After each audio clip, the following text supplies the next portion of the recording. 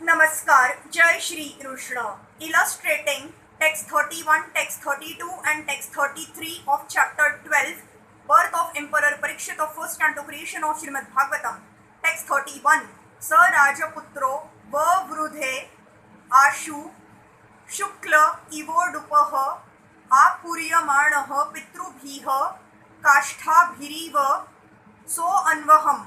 As the moon in its waxing fortnight develops day after day, so the royal prince Pariksit very soon developed luxuriantly under the care and full facilities of his guardian grandfathers. Text 32. Yakshamano Ashwamedhen Jnati Droha Jihasya Raja Labdhadhano Dadhyau Nan Yatra Karadandayoha. Just at this time, King Yudhishthir was considering performing a horse sacrifice to get freed from sins incurred from fighting with kinsmen. But he became anxious to get some wealth, for there were no surplus funds outside of fines and tax collection. As the Brahmanas and Vipras had a right to be subsidized by the state executive head had the right to collect taxes and fines from the citizens. After the battle of Kurukshetra, the state treasury was exhausted, and therefore there was no surplus fund except the fund from tax collection and fines. Such funds were sufficient only for the state budget, and having no excess fund, the king was anxious to get more wealth in some other way in order to perform the horse sacrifice. Maharaj Yudhishthir wanted to perform this sacrifice under the instruction of Bhishma Dev. Text 33. Tadabhi pretma laksha bhrataro achyuta choditaha dhanam prahin majaru rudicham dishi bhurishaha. Understanding the hearty wishes of the king, his brothers, as advised by the infallible Lord Krishna, collected sufficient riches from the north left by King Maruta, Maharaj Maruta, one of the great emperors of the world.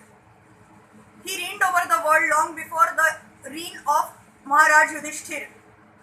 He was the son of Maharaj Avikshit and was a great devotee of the sun god known as Yamraj. His brother Samvarta was a rival priest of the great Bruhaspati, the learned priest of the demigods. He conducted one sacrifice called Sankar Yajna, by which the Lord was so satisfied that he was pleased to hand over to him the charge of a mountain peak of gold. This peak of gold is somewhere in the Himalaya mountains, and modern adventurers may try to find it there. He was so powerful an emperor that at the day's end of sacrifice, the demigods from the other planets like Indra, Chandra and Bruhaspati used to visit his palace. And because he had the gold peak at his disposal, he had sufficient gold in his possession. The canopy of the sacrificial altar was completely made of gold. In his daily performances of the sacrificial ceremony, some of the inhabitants of the Vayulok, airy planets, were invited to expedite the cooking work of the ceremony, and the assembly of the demigods in the ceremony was led by Vishwadev. By his constant pious work, he was able to drive out all kinds of diseases from the jurisdiction of his kingdom.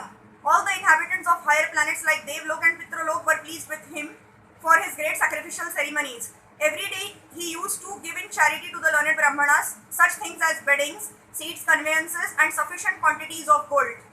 Because of munificent charities and performances of innumerable sacrifices, the king of heaven Indra was fully satisfied with him and always wished for his welfare. Due to his pious activities, he remained a young man throughout his life and reigned over the world for 1000 years, surrounded by his satisfied subjects, ministers, legitimate wife, sons and brothers.